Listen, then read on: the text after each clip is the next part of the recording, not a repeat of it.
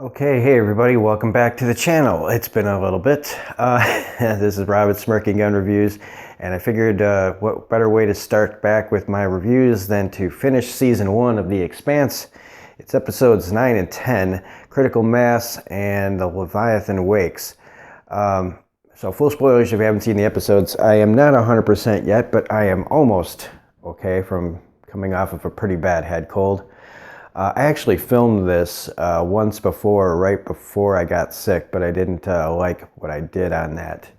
So pretty good season finale. The thing about two-parters is a lot of times these episodes don't have enough story. So it feels like there's a lot of padding in this to fill out a two-part episode. And that's okay, it just has to be done sometimes. But the only problem with that I felt like was in a show that kind of ignores tropes or cliches or plays with tropes and cliches, there's some like kind of just major tropes and cliches in this episode that just kind of like made me feel like it brought it down just a little bit. But that doesn't take away from what the actual events of this episode meant. So let's just get started with a really great backstory flashback of how Julie Mao ended up where she ended up. The actress who plays her did a really good job with not a lot to do. This whole thing, even though a whole part of this mystery has been about finding her and what happened to her, in this episode's flashback, she has to do a whole lot with very little. And I really got to give it up to her for that final bit where she does like a full like nude part where it's just showing the absolute destruction of her body by this proto-molecule that she's been exposed to, and like just really going for it, and really sad because but look, she's part of this OPA. They're out there to steal something. It goes really bad, and this is where you find out that these people are set to create the war between Mars and Earth so that they can, then have what they do to Aero Station be unnoticed. And she just gets caught in the middle of it. But because of who she is and who her father is, they can't just kill her. So it automatically says he's in on it. And like I said, there was going to probably be a moment where what Julie's doing gets thrown in his face, and it does, but in this case, it's her death. And now he has to face the facts that what he's doing caused his own daughter to die. And, while he's tearing up, he's still going quite readily ahead with his plans. I kind of find it weird that both Miller and Julie see each other in these kind of visions, these near-death visions. I don't know exactly what that's supposed to represent because Julie, I don't think, ever met Miller, and Miller never met Julie. Well, he knows what she looks like, but I don't think she ever did, so it's kind of bizarre. But maybe it's got something to do with that molecule. I don't know. But how would that translate to Miller? I don't know.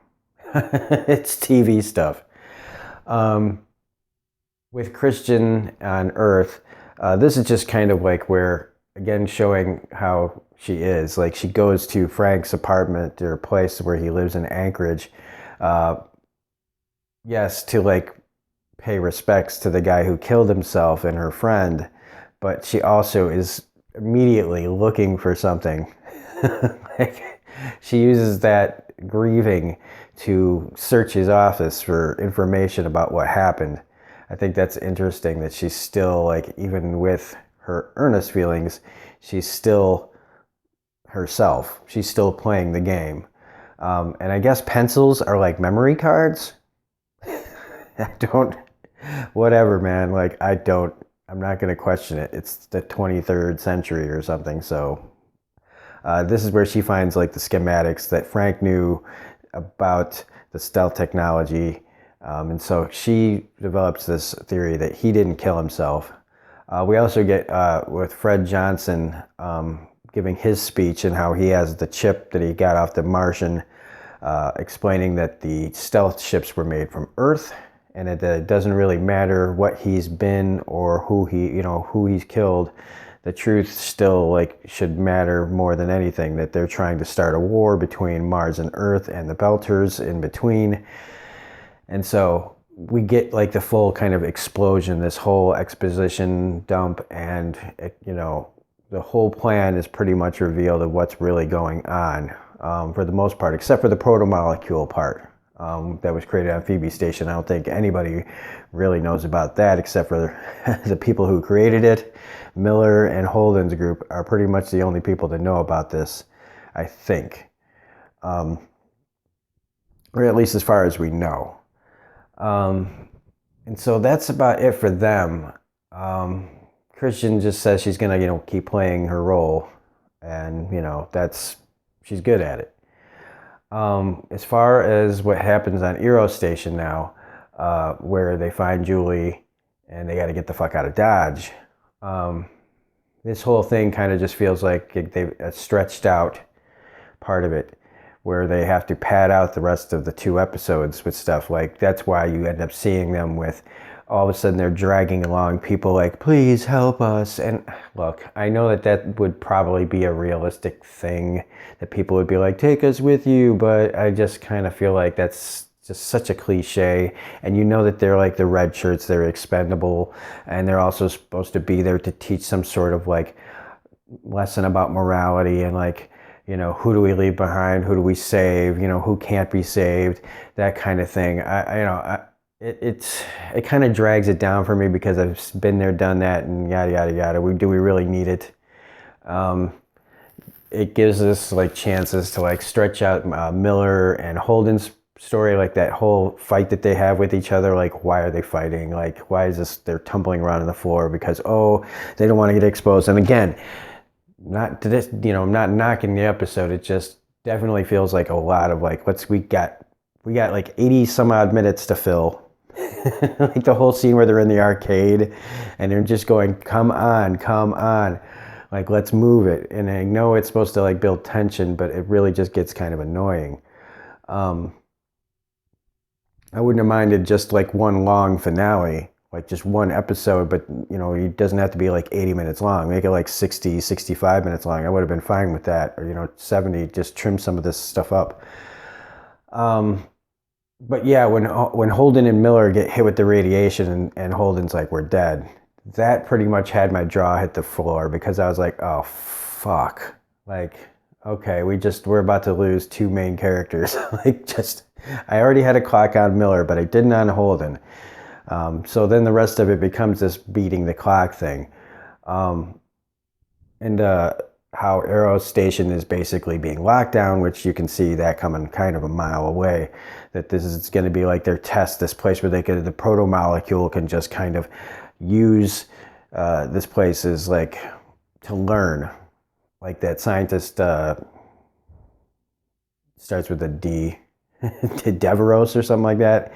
That he's let this thing kind of loose on the station, infected everybody with it, and so it can learn, which is great. So I guess this is some sort of like, maybe like it's a proto-molecule. So I guess it's like a new advanced form of like what nanite technology or artificial intelligence, but with molecules, I guess. Some sort of learning like organism that seems to be like a lot of like almost like a hive, in my opinion, so far, is what I'm taking from it. And so now Miller and Holden have to make their way to the ship, and you got Amada, Mayo, Amos, and Alex trying to get to the ship, with Semi along for the ride, who immediately starts to just, you see like what this kind of situation will change in some people. Like Semi just basically, becomes all about just himself and getting the fuck out of there, like fuck everybody else. When he mentions like the one guy that he's just like, oh, I think he was infected, so he's gone, and they basically lose everybody along the way. Like all the people that they were dragging just suddenly, and again, that's why I said, why were they there in the first place? But to teach this little lesson about how we can't save everybody. And it's like, well, why did they come in the first place? It's just whatever. I like that Holden meets Kenzo here and tells him to fuck off and leaves him there, which leaves a good final scene in this episode. But once they, when Miller and Holden find where they get their ship, they run into the guards and the mercenaries, where Miller sees the guy who harpooned Havelock way back in like episode 3 or something like that. So you get this like great shootout where Miller incites this like riot, which is great. Thomas Jane does a really good job in this scene. It looks like he's having a lot of fun in it. So they end up like basically blasting all these mercs and guards. And Miller like lets this guy that had shot Havelock almost think like he's getting on the ship with them, and then just like blows him away. And it's just like that. He had it coming. It was a long story, and it was a long time ago, but it pays off, a nice payoff. And yes, they do make it to the ship in time. Semi, on the other hand, as soon as he pulls a gun on Amata, you know that Amos is going to blow his brains out. It's just like as soon as you see it, it's like, oh, dude, you just made the one big mistake that you could have made, and that's pulling a gun on her. Alex basically saying, fuck all this with the, fake stuff on their ship so that they can get the hell out of there. Miller and Holden start getting the radiation meds that they need. Amos telling, Miller that he killed Semi. So Miller is alive. He made it through season 1. I am absolutely shocked. I am eating crow because I really did not think he'd last this whole season. He had his moments where I thought he was dead, and somehow he's still alive. But for how long again, I'm not... I don't want to like suddenly go, oh, okay, well then he's fine. And then the next episode he just dies. But the great ending scene here with, well, first they have a lock on the ship that took off with the scientists on it. So the bad guys, they know where they are. But the last scene where the proto-molecule has got Kenzo seeing it, and it grabs him and sucks him up into the ship. So we know that this thing is like a lot of different things at once. So like a hive mind, I kind of feel like it is. But like, does it have one big body, or is it just one of these things that's going to spread like a virus? And will it be able to duplicate people? I don't know. But anyway, all in all, a pretty good finale. Like I said, some of the cliches and tropes of it kind of dragged it down. I feel like the episode could have been trimmed. These two could have just been one big episode. But I guess they wanted to pad it out to 2, whatever. So that's great. I can't wait to do season 2. I won't start season 2 until tomorrow. I got a lot of stuff to do today as far as videos. So I at least wanted to get season 1 out of the way in a good way. And that's about it. So great first season. I am really happy that I started making these videos. I want to thank everybody who watches these videos, everybody that's subscribed because of these videos. But just to say, if you've subscribed to this channel because you've watched these videos, check out my other ones. So if you like this video, please hit the like button, comment, share, subscribe, all of that stuff. Hit the bell for all notifications on my videos. So this is Robert Smirking Gun Reviews saying we will be back with season 2 of The Expanse. We've got other things going on. We've got Better Call Saul. We've got Orphan Black. We got Mr. Robot. I will be doing probably an Iron Fist season 2 review. And we got more of my final viewings coming up. We got another Essential Film series coming up. Just a whole bunch of things that are coming out now that I feel better. So this is Rob at Smirking Gun Reviews saying thanks for watching this. Thanks for all the support. And we will see you on the next video. Bye.